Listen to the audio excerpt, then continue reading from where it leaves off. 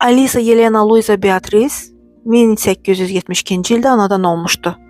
Anası tipdən vəfat etdikdən sonra İngiltərədə nənəsi Kraliça Viktoriyanın yanında qaldı. Viktoriya qız nəvəsini çox sevirdi, ona günəşim deyirdi. Alisanı Rus şahzadəsi Nikolay görüb aşiq oldu. Çar ailəsi onların evlənməsinin əleyhinə idilər, lakin Nikolay öz sevgisinə qovuşdu. 1894-cü ildə Alisa pravoslavlığı qəbul edib Aleksandra Fyodorovna adlandırıldı. 1896-cı ildə tac qoyma mərasimi keçirildi.